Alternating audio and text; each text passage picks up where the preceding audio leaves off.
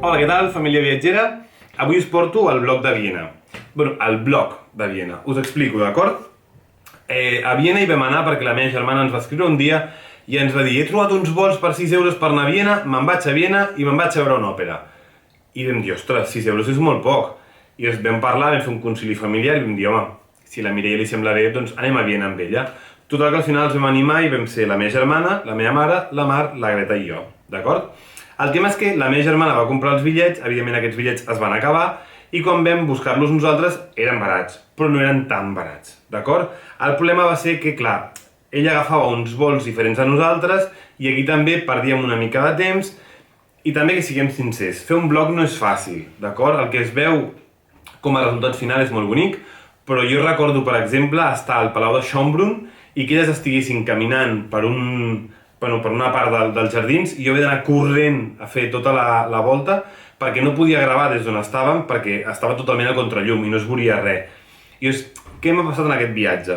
Que hi ha hagut molts moments en què se m'ha barrejat el fet de que també estàvem fent un viatge en família, d'acord? I doncs vols estar també amb la família, et distreus més quan estàs dinant, hi ha hagut moments en què ni vaig gravar res i potser alguna fotografia vaig fer, però en alguns casos ni això, i he quedat una mica calvo. Quan anem de viatge amb la Greta i la Mar ja tenim una mica més interioritzat, no? Com vam estar a París, per exemple, mentre la Mar estava jugant amb la Greta al parc allà als Camps Elisis, jo em vaig escapar un moment i vaig fer un vídeo a la plaça de la Concòrdia, o jo em quedo amb la Greta fent una cosa i la Mar doncs, grava algunes imatges. Clar, en aquest cas era diferent, perquè a més jo estava fent de guia, de fotògraf, de reporter, i va costar una mica més el tema. A mi també en els blogs m'agradaria molt més en alguns casos poder estar jo xerrant i explicant-vos les coses que estan darrere meu, al meu costat, però és difícil. Perquè això, per exemple, amb la Greta hi ha vegades en què, sense cap mena de mala intenció, és una criatura, va fent els seus sorollets, els seus brams, a vegades també es queixa, perquè evidentment també s'enfada, i es complicava una mica més. A partir d'aquí, tenim clar que hi ha zones una miqueta més calbes, com us deia, us porto aquestes imatges sobre els nostres 2 dies i mig a Viena, que espero que us agradin molt. Com us deia, vam arribar en 2 vols diferents, ens hem dirigit cap a la ciutat, i el primer que vam fer va ser situar-nos, anar a deixar els trastos al nostre Airbnb i anar a menjar al Bitzwinger Wurstelstand. Us dic, els noms vienesos no són fàcils, d'acord? No ho tinc en compte perquè el meu austríac és nul. Vam agafar el metro i ens vam dirigir cap a les Hundertwasserhaus, alguna cosa així es diuen, que són unes cases que diuen que són una mica com l'equivalent al modernisme català, versió vienesa. Jo crec que no tenen massa a veure amb el modernisme, però realment són curioses. A més, hi ha com una part de galeria dintre molt cuca també, on pots prendre alguna cosa i comprar uns souvenirs, i d'aquí ens vam dirigir cap al Prater, que sí que el Prater potser seria la primera cosa així bèstia que vam veure a Viena. Ens vam passejar pel Haupthalle, que és una avinguda de 5 quilòmetres plena de castanyers, molt bonica. No vam fer-la sencera, evidentment, ens vam dirigir més cap al parc d'atraccions, on ens esperava la Nòria, d'acord? El Prater va ser durant molt de temps zona de caça de la família reial. Mica en mica la van anar obrint al públic i a finals del segle XIX es va convertir en un lloc molt important, ja que s'hi va ficar el primer parc d'atraccions del món, que és el Prater. La Nòria va aparèixer 2 anys després i realment és molt bonica. A més, va com molt lenta i tens molt de temps per poder veure el paisatge i fins i tot hi ha gent qui sopa. Nosaltres quan hi vam anar hi havia una parella que estaven sopant i cada cop que la Nòria passava per la zona de baix els anaven entrant els plats així a correcuita.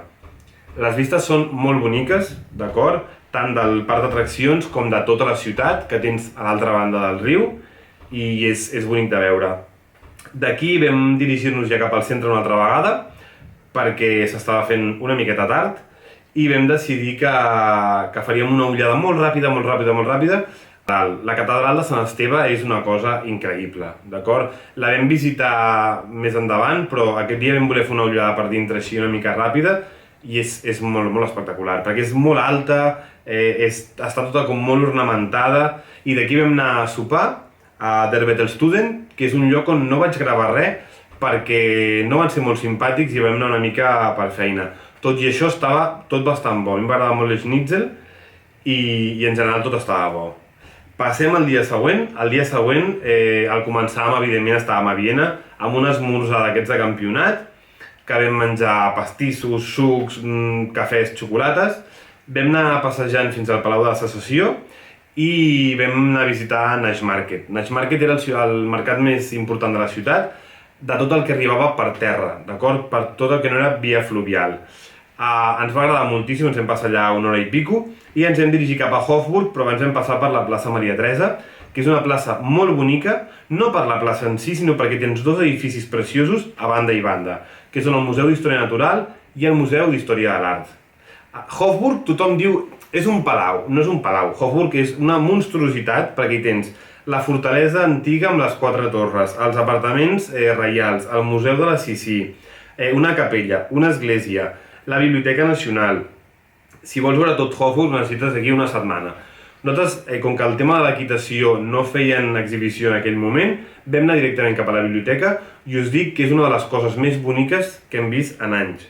És una biblioteca preciosa, plena d'estàtues de marbre, amb uns llibres antics, la majoria entre 1500 i 1850, i realment fa patxoca. A més, el que és molt interessant d'aquesta biblioteca, a part de lo preciosa que és que fan unes exposicions temàtiques. Llavors, depèn de l'exposició, hi ha uns llibres o uns altres en algunes de les zones i t'exposen, doncs per exemple, nosaltres en aquest cas vam anar a una època en la que feien una exposició sobre el Danubi i la vam trobar molt interessant. Abans d'anar a dinar vam passar pel rellotge Anker, que és un rellotge molt friqui on cada hora de les 12 que té el dia, perquè es repeteix, va passant un personatge de la història de Viena i sona musiqueta, i és molt curiós a veure. Vam dinar, que aquí no vaig fer ni vídeo ni foto, i ens vam dirigir cap a l'òpera. L'òpera de Viena és una cosa meravellosa, d'acord? És una òpera on cada dia canvien l'obra que fan. Així que imagineu-vos tot el lío per moure decorats, transportar-los amb un camió fins a Belvedere, i l'òpera en si, l'espai és molt bonic, molt bonic. Un cop vista l'òpera amb la visita guiada que et fan, vam apropar-nos a la cripta dels Caputxins. La cripta dels Caputxins és on hi ha les tombes de molts dels reis més importants de Viena. Són unes tombes supercurioses, d'acord? I evidentment hi ha la tomba de Sissi, on tothom deixa les flors i que la segueixen adorant com si fos ahir. D'aquí vam passar a veure la torre de la catedral de Sant Esteve. Has de caminar unes quantes escales, diria que eren 340 escales, i les vistes són meravelloses. Només per la teulada de colors i les cúpules és una meravella. I aquí ens va sorgir el dubte de què fem. Avui visitem alguna cosa més, ens dona temps o no ens dona temps, i ens vam entretenir una mica menjant castanyes a davant de la catedral i se'ns va fer una mica fosc, d'acord? Perquè volíem anar a Ringstrasse i veure l'Ajuntament i el Parlament. De totes maneres, quan vam arribar allà vam veure que estaven en obres, així que tampoc hauríem pogut veure massa cosa. Sí que vam veure el teatre, que és molt bonic també, i aleshores vam decidir tornar cap a la zona del centre Chinutxano per poder sopar. I vam anar a un lloc molt bo, molt maco, la gent era encantadora, vam menjar com a cosacos i realment va ser bastant econòmic, no ens va costar massa diners i us recomano molt el lloc, us deixaré el link aquí a la descripció. Vam tornar a començar al matí de forma dolça i completa, amb molts més pastissos, molts més entrepanets, i ens hem dirigit cap a Schönbrunn. Schönbrunn és un palau que, si el mires des de fora, penses tampoc és que sigui molt bonic, però quan entres a dintre i quan veus el jardí sobretot, t'enamores. Les fotos que vam fer dintre són una mica piratilles perquè realment no es podien fer fotografies, però vam veure diversos turistes que ho feien i vam pensar, home, tampoc serem nosaltres aquí els tontos, no? I us vam fer alguna fotografia de l'interior. Com veureu, està super ben decorat, tot amb or, amb vermell, tot molt bonic. La Greta s'ho va passar molt bé, també, gatejant per tot el palau quan nosaltres ja no podíem carregar-la més. I el que us deia, la part de fora dels jardins és espectacular. I el que nosaltres no sabíem en aquell moment, però vam agrair haver decidit això, va ser que quan puges cap a la glorieta que hi ha fora dels jardins, les vistes que tens encara són més boniques. La glorieta és bonica, d'acord? Amb el llac i tal. Però quan tu mires cap a baix i veus el palau amb els jardins, és espectacular. D'aquí se'ns acabava el temps, però vam voler passar per Sant Carles Borromeu, que és una de les esglésies més importants de la ciutat. El que passa és que vam trobar que pel temps que teníem l'entrada era força cara. I llavors ens vam dirigir cap al tren per fer ja la tornada cap a casa. A més, com us deia, la meva germana tornava una miqueta abans i em pensava, home, també és tonteria que la Mireia vagi cap a l'aeroport i nosaltres hi anem al cap de 40 minuts, doncs hi anem tots junts, i ella la Greta s'ho va passar molt bé jugant amb les construccions i les... És molt xulo això. O sigui, realment, si tots els aeroports hi hagués una zona així, els nens jo crec que voldrien fer molt més turisme. Espero que us hagi agradat molt el vídeo, que aquestes 4 pinzellades de Viena us donin per tenir una idea així una mica general de les coses que s'hi visiten i que hi aneu, perquè realment és molt bonic i d'aquí poc que començaran els mercats de Nadal. Jo ja sé que la meva germana i la meva mare hi tornaran en breu, així que us animo que vosaltres també hi aneu, que Viena és molt bonic.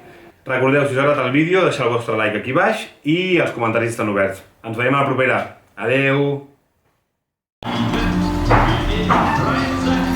Und er sagte zu sich selbst,